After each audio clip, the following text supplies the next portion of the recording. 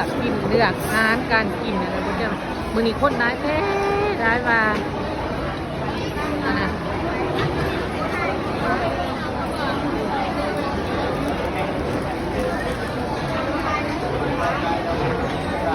ั้น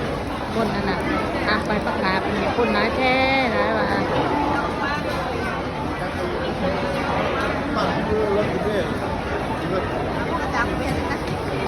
นั่นมาเพื่อจับนั่นนะมีหับใบย่องๆน้องแคทเนี่ยเป็นนักเรียนเก่งหอกจานได้ป้าเพิ่นมาคนร้ายแท้ร้ายว่าคนนี้พักกันไปยืนอยู่คนนี้สิกินเฟ้อว่าสัตว์สิกินเฟ้อเนื้อว่าสัตว์